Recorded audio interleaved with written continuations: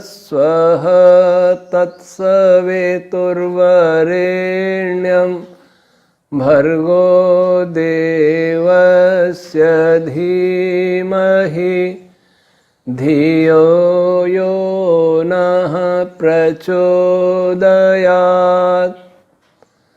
ॐ सहनाववतु सहनौ भुनक्तु सह वीर्यं करवावहै तेजस्विनावधीतमस्तु मा विद्विषावहै।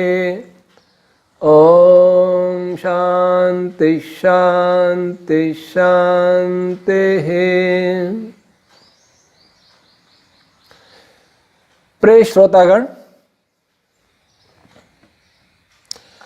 कल हम ऊर्ज मास रश्मि की चर्चा कर रहे थे। ये वेद विज्ञान आलोक में पृष्ठ पूर्व पीठिका के पृष्ठ 160 पर अंकित है। अब हम 9वीं मास रश्मि, जिसका नाम है सहस, इसकी चर्चा करते हैं। सहस के विषय में महर्षि ऐतरेय महिदास जी ऐतरेय ब्राह्मण 3:26 में सहसः स्वजः, महर्षि यास्क निघंटु में 2 में सहस बलनाम, और महर्षि याज्ञवल्क्य जी 6 शतपथ 6:6-2-14 में बलम वै सह। इन वचनों से क्या सिद्ध हुआ? सहस स्वजः, इससे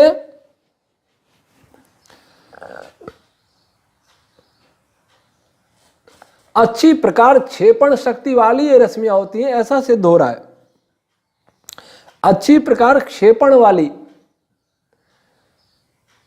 अच्छी प्रकार गतिशील, अच्छी प्रकार प्रक्षेपक बलों को उत्पन्न करने वाली सहस मास रश्मियां होती हैं,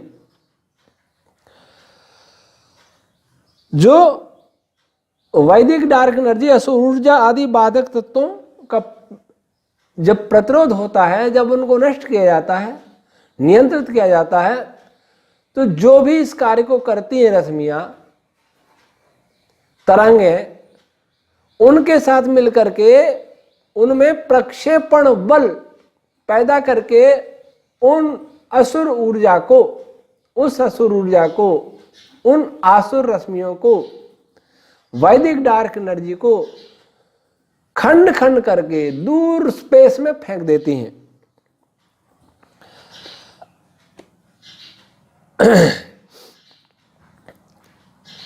इसका नाम, इसको महर्षि यास्क ने बल, सहस को बल भी कहते, बल को सहस भी कहते हैं। तो ये नाम समान होने से ऐसा प्रतीत होता है कि बल की दृष्टि से यह अन्य मास रश्मियों की अपेक्षा सबसे अधिक प्रबल होती है।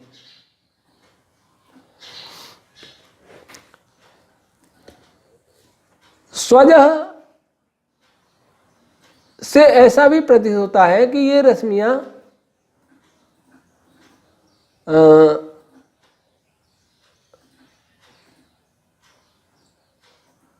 अच्छी स्व महाविहारतियों से इनका कहीं न कहीं लिंक हो सकता है। ये उन स्व महाविहारती रश्मियों से उत्पन्न होती हों, अथवा इनकी उत्पत्ति में स्व इस महाविहारती रश्मि की भी भूमिका हो। अब 9वीं निवेद रश्मि तूर्णिर्हव्यवाट, तूर्णिर्हव्यवाट, तूर्णी के विषय में ऋषियों ने कहा, महर्षि यास्क निघंटु 2:15, तूर्णि क्षिप्र नाम, निरुक्त 7:27 में तूर्णि कर्म, और महर्षि याज्ञवल्क्य शतपथ में 1:4-2-12 में लिखते हैं, सर्वम ह्येष पापमानं तरति तस्मादाह तूर्णिर्हव्यवाडेति। तूणे शीघ्रता को कहते हैं, शीघ्र कर्म करने की का स्वभाव। तो ये रश्मियां अपना कार्य एक तो शुक्र भी शीघ्र कर रही थी और यह भी शीघ्र कर रही है, और शीघ्रता पूर्वक कर्म करते हुए ये विभिन्न रश्मियों को बल प्रदान करती हैं, और ये सभी बाधक रश्मीय पदार्थों को दूर करके हव्यवाट, हव्य रूप विभिन्न वास रश्मियां उनको वहन करती हैं, शीघ्रता से हवनीय, संयोजनीय मास रश्मियां एवं अन्य प्राणवाद छंदादि रश्मियों को ये शीघ्रता से वहन करती हैं। इस कारण यह रश्मि होती तूर्णिर हव्यवाट। अब अगली हव्यवाट पद का अग्नि और होता। हव्य हवनीय पदार्थ, तो हवनीय पदार्थ देने लेने का कार्य कौन करता है? होता। तो हव्यवाट और किस में देता है? आहुति, अग्नि में। तो हव्यवाट पद का अग्नि और होता पदों के साथ निकट संबंध है, प्रत्यक्ष संबंध है। इस कारण से जिन जिन मारस रश्मियों में अग्नि पद आया और होता पद आया, उन सभी रश्मियों को ये सहस नामक मास रश्मि निकटता से संबंध स्थापित करके उन्हें सर्वाधिक बल प्रदान करती हैं। 10वीं मास रश्मि सहस्य। यह सहस रश्मि के तुल्य प्रभावकारिणी है, और यह निवेद रश्मि 10वीं कौन सी है? आ देवो देवान वक्षत। यह 10वीं निवेद रश्मि है। इसके प्रभाव से विभिन्न देव अर्थात प्राणादि पदार्थों, प्राण, अपान, व्यान, उदान, समान, नाग, कूर्म, कृकल, देवदत्त, धनंजय, सूत्रात्मा, ये सब देव हैं।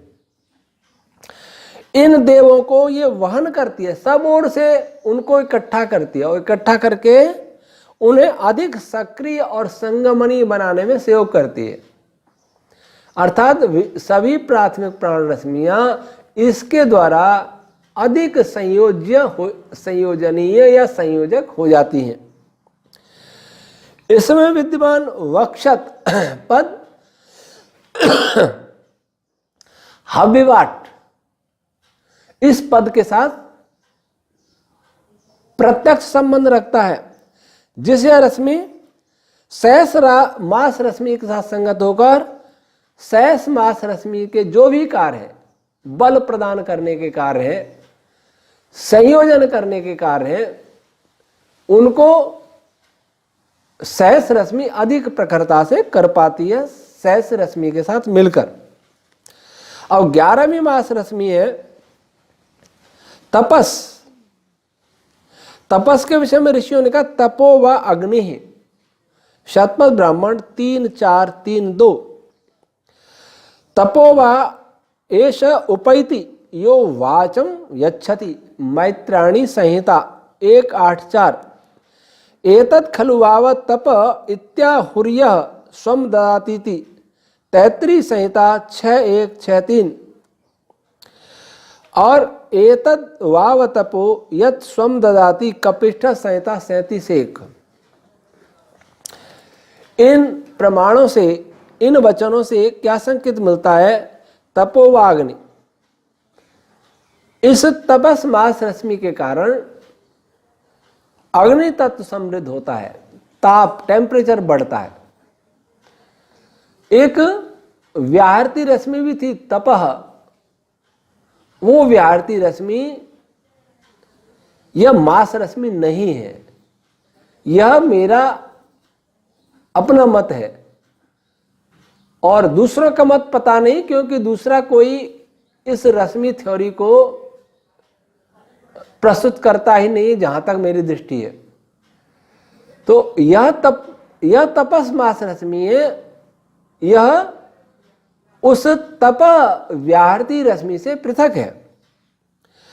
तपोवाये सौपैति यो वाचम यच्छति, जब दो संयोज्य पदार्थ प्राण अपान व मरुद रश्मि रूपी वाक को उत्सर्जित करते हैं, जब दो पॉजिटिव और नेगेटिव कण परस्पर निकट आते हैं, तो ये हम आगे बताएंगे कि पॉजिटिव धनावेशित कण में से विभिन्न प्राण रश्मियां धनंजय रश्मि के नेतृत्व में उत्सर्जित होती हैं और ऋणावेशित कण में से मरुद रश्मियां उत्सर्जित होती हैं।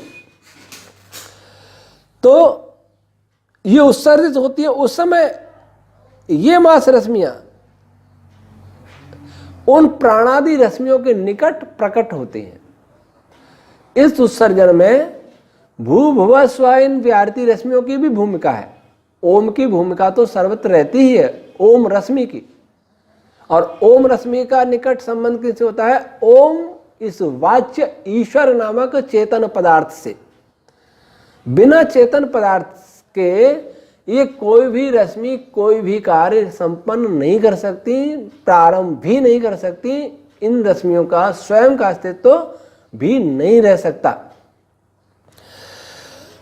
तो जब धन और ऋण आवेश वाले कणों के मध्य यह प्रक्रिया होती है, अथवा गुरुत्व बल के समय बृहति पंक्ति आदि रश्मियों का उत्सर्जन होता है, उस समय इस तपस रश्मि की भी प्रमुख भूमिका होती है। एतत् खलु वाव तप इत्याहुर्य स्वम ददाति इति। इन मास रश्मियों के प्रकट व क्रियाशील होने पर स्व अर्थात व्यान रश्मियां भी क्रियाशील होकर संयोज्य पदार्थों को संयुक्त करने में सहयोग करती हैं।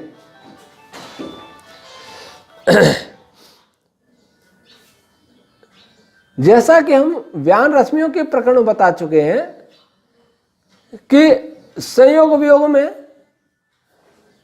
विशेषकर प्राण और अपान इन दोनों रश्मियों को संयुक्त करने में व्यान रश्मि की भूमिका होती है और विभिन्न संयोग में प्राण और अपान रश्मियों की भूमिका होती है।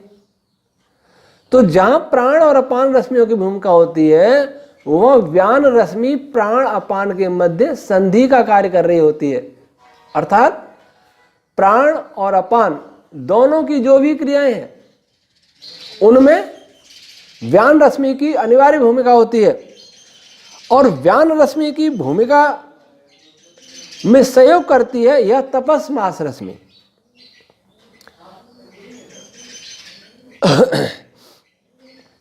तो इन बिंदुओं से विचार करने से स्पष्ट होता है कि आधुनिक विज्ञान मीडिएट पार्टिकल के निर्माण में यह मास रश्मि अन्य मास रश्मियों की अपेक्षा अधिक भूमिका निभाती है। अब यह निविद 11वीं निविद रश्मि कौन सी है? यज्ञदग्निर्देवो देवान, यह 11वीं निविद रश्मि है।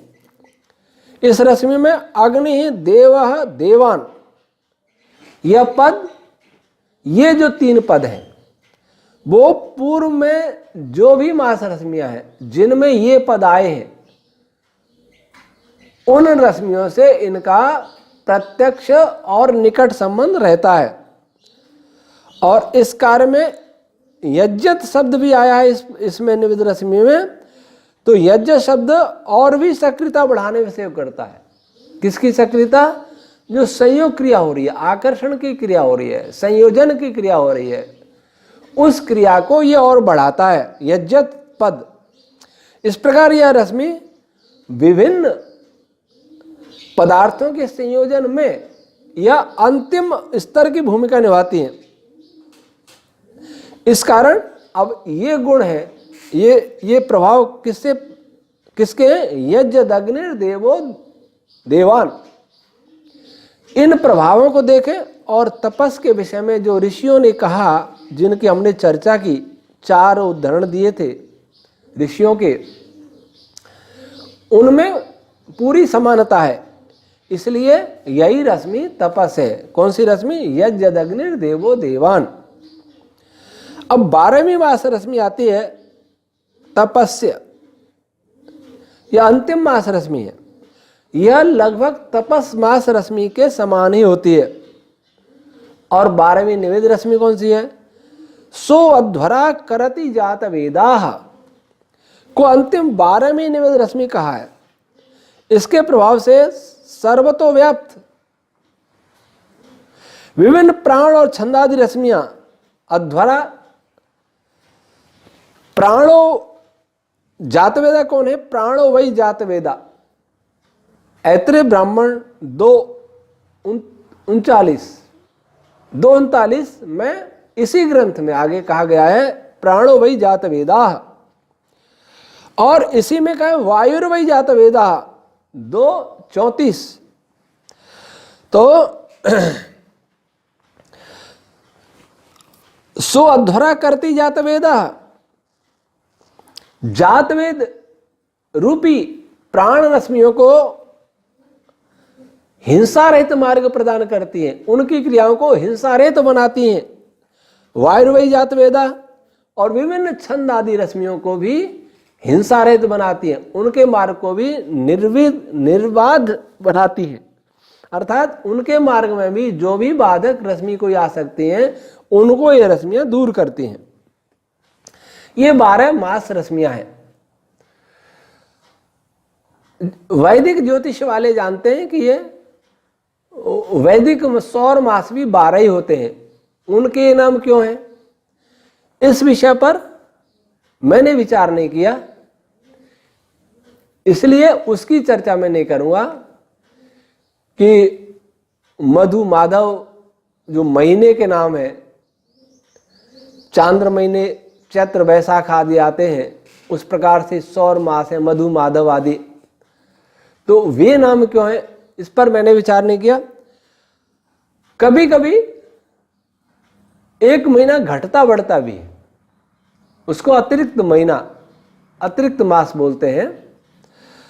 तो क्या ऐसी कोई मास रश्मि भी है जो अतिरिक्त है? हाँ, वैसी ही मास रश्मि है। 13वीं मास रश्मि होती है, लेकिन वो कहीं कहीं ही प्रयुक्त हुई है। उसके विषय में वो रश्मि क्या है? निविद रश्मि तो 12 ही है, वो 13वीं रश्मि कौन सी है?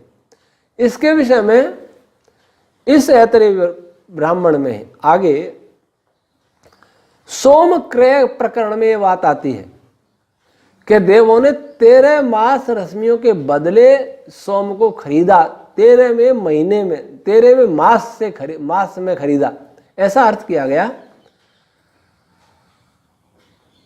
ऐसा नहीं है, बल्कि वहां ये प्रकरण है, वहां ये अर्थ है कि 13वें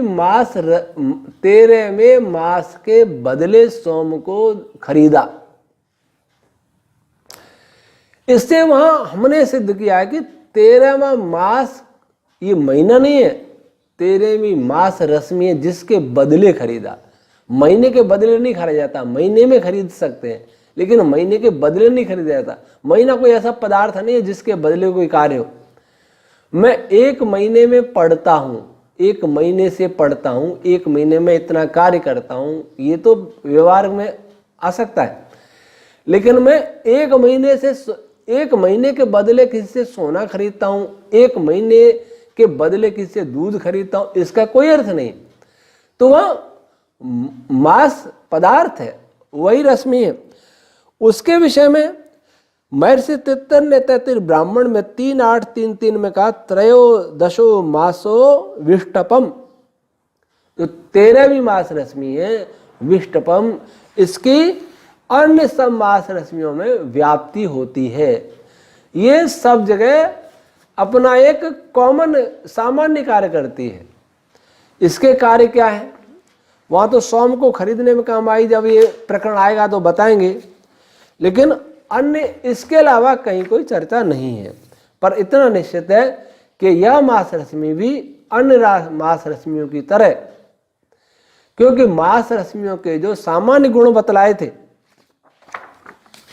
सामान्य गुण कौन कौन से थे? एक तो ये मास रश्मि है, एक मास वाज बल रूप है, एक मास अन्न रूप है, एक मास यावा है, मिश्रण अमिश्रण का कार्य करती हैं, एक मास संधान का कार्य कर जोड़ने का कार्य करती हैं, और एक मास हावी रूप होती हैं। विभिन्न संयोग प्रक्रियाओं में इनकी आहुति दी जाती है, अर्थात इनका उत्सर्जन अवशोषण होता रहता है। तो ये गुण 13वीं मास रश्मि में भी होंगे, नहीं तो इसको मास रश्मि कह नहीं सकते। और यह मास रश्मि उन सब के अंदर व्याप्त होकर के उनका सहयोग करती है। यहां मास रश्मियों का प्रकरण समाप्त होता है। अब मास के बाद जो रश्मि आती हैं वो है ऋतु रश्मियां। जैसे लोक में महीने से ऋतु बनती हैं, 2 महीने की एक ऋतु होती है। वसंत ऋतु में 2 महीने हैं, ग्रीष्म में 2 महीने हैं, वर्षा में 2 महीने में, शरद में 2 महीने में है, हेमंत ऋतु में 2 महीने, शिशिर में 2 महीने हैं, ऐसे 6 ऋतु हैं। तो कहीं कहीं हेमंत शिशिर को एक साथ गिन करके 5 ऋतुएं भी मानी गई हैं शास्त्रों में। तो ऋतु क्या है? हम कहीं भी देखते हैं तो प्रचलित अर्थ ही ढूंढ लेते हैं। जैसे मास रश्मि मैंने कहा, वैसा मास को कोई रश्मि कहता नहीं, वो उसका सीधा यही ध्यान जाता है कि महीना, मधु महीना, माधव महीना, ये सीधा ध्यान वही जाता है। वो सोचता ही नहीं है कि ये महीना नहीं बल्कि मास कोई पदार्थ भी होता है, और वो हमने इसको पदार्थ बताया, रश्मि बताया, जोड़ने वाला बताया। यह अपने मन से नहीं बताया है, यह आप अवगत हो चुके होंगे, क्योंकि इसके लिए नहीं, हर बात के लिए हमने प्रमाण दिए हैं ऋषियों के। अब ऋतुएं क्या होती हैं? मैत्रायणी संहिता 4.8.8 और कपिष्ठ संहिता 45.1 में कहा रश्मयः ऋतवः। ये ऋतु भी एक पदार्थ है जो रश्मि रूप है। मैं इस ऋतु की बात नहीं करूंगा जो ये ऋतु हमारे यहाँ ऋतु परिवर्तन होता है, ऋतुएं बदलती रहती हैं, उन ऋतुओं की बात नहीं करूंगा। हाँ, उन ऋतुओं के नाम क्यों रखे गए हैं, इसके पीछे अवश्य वैज्ञानिक कारण है, लेकिन मैंने उस पर विचार नहीं किया। जिस प्रकार मास और महीने की समानता पर विचार नहीं किया, वैसे ही इन ऋतुओं के विषय में भी मैंने ऐसे विचार नहीं किया है, और न यहाँ उसकी कोई आवश्यकता है, क्योंकि सृष्टि विज्ञान समझने के लिए मैंने उनके पदार्थ रूप की ही चर्चा की है। फिर तांडव ब्राह्मण 10.12.8 में लिखा द्वौ ही मासावृतुः, 2 मास रश्मियों की एक ऋतु होती है। महर्षि याज्ञवल्क्य भी कह रहे हैं सतपथ 7.4.2.29 में द्वौ ही मासावृतुः। उधर मैत्रायणी संहिता कहती है 4.6.8 में ऋतवो वै मरुतः। ये ऋतु रश्मियां मरुद रूप होती हैं, मरुद रश्मियां ही होती हैं। और गोपत उत्तरार्ध 6.12 में लिखा ऋतवो वै दिशः प्रजननः। शतपथ ब्राह्मण 11.1.6.5 में लिखा तानि वा एतानि भूर्भुवः स्वरिति पंचाक्षराणि तान पंच ऋतून् कुरुत प्रजापति ते इमे पंच ऋतवः। इधर इसी ग्रंथ में महर्षि अत्रेय महिदास जी 1.1 में लिखते हैं पंच ऋतवो हेमंत शिशिरयोः समानेन। महर्षि तैत्तिरीय संहिता 1.7 11 एक में लिखते हैं धाता षडक्षरेण षड ऋतून उदजयत। और महर्षि याज्ञवल्क्य के शतपथ 6:1-3-8 में लिखते हैं तद्यानि तानि भूतानि ऋतवस्ते। इन वचनों से क्या अर्थ निकलता है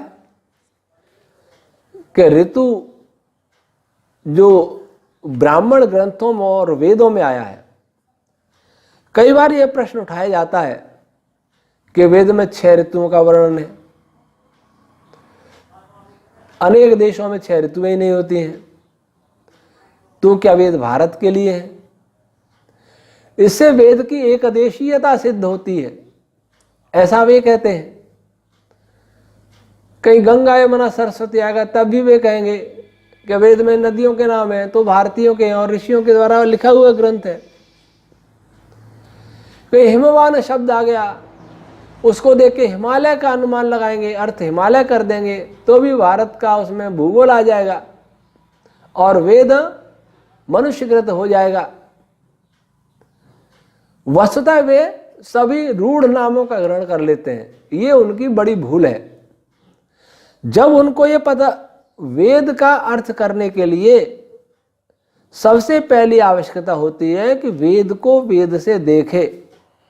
फिर वेद से वेद को नहीं देख पाए तो ब्राह्मण ग्रंथों के निर्वचनों के आधार पर वेद के पदों के अर्थ समझे। ब्राह्मण ग्रंथों को छोड़ दिया और संहिता को विश्वाध्याय रहा नहीं, तो अर्थ कैसे करने लग गए?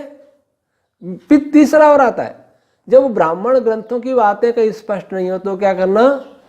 तो निरुक्त का आधार बनाए। निरुक्त में विभिन्न पदों का क्या निर्वचन किया है, और जहां निरुक्त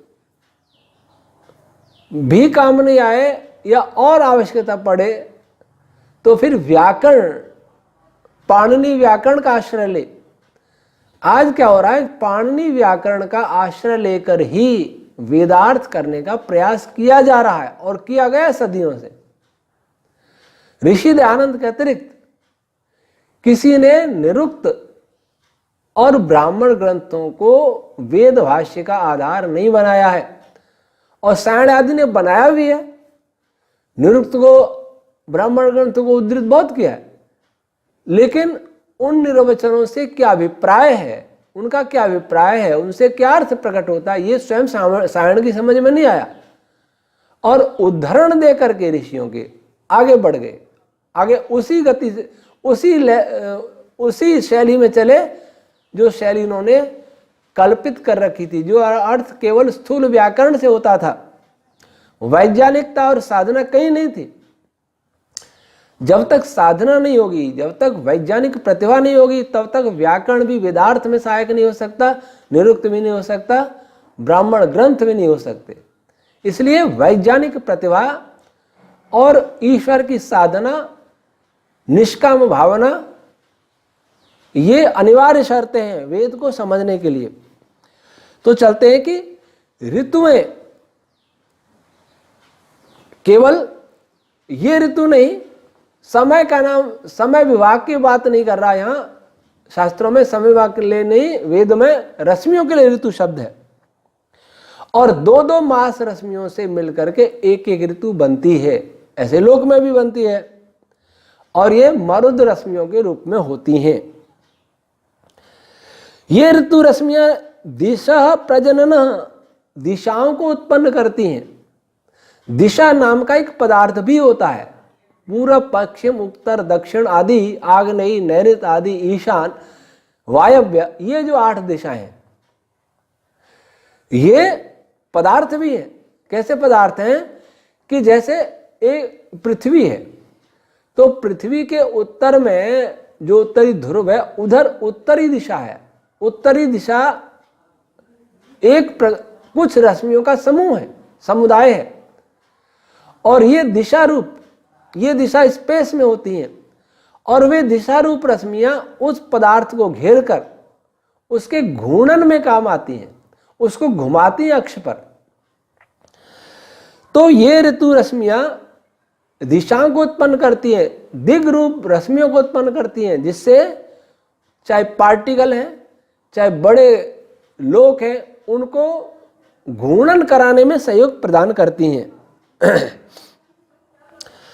और सबसे छोटी ऋतु रश्मियां, यहां एक ऋतु रश्मियां बताई हैं कि भूवः और स्व की जगह पर सुवह, ये 5 अक्षर हो गए।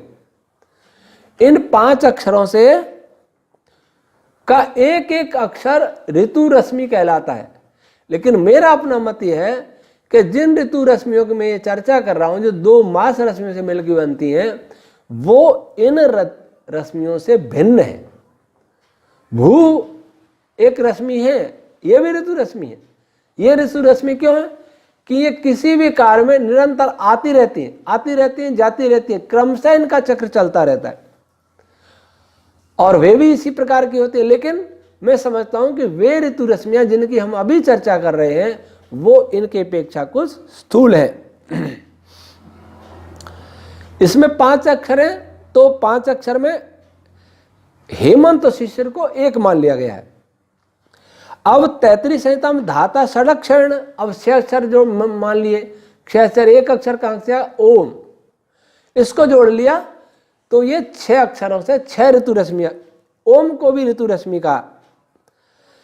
तद यानी भूतानि ऋतवस्ते, और जितने भी भूत अर्थात उत्पन्न पदार्थ हैं जो निरंतर गमन करते रहते हैं वे भी ऋतु कहलाते हैं।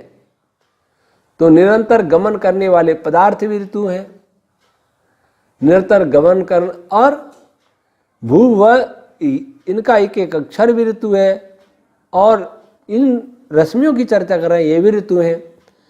आज ऋतु रश्मियों के बारे में इतनी जानकारी दी कि ऋतु नाम की रश्मियां होती हैं, ये सृष्टि में क्या क्या कार्य करती हैं, ये भी कुछ संकेत किया। अब हम आज समय समाप्त होता है, कल हम चर्चा करेंगे कि ऋतु रश्मियां कौन कौन सी होती हैं, उनका क्या क्या प्रभाव होता है। ओम शम।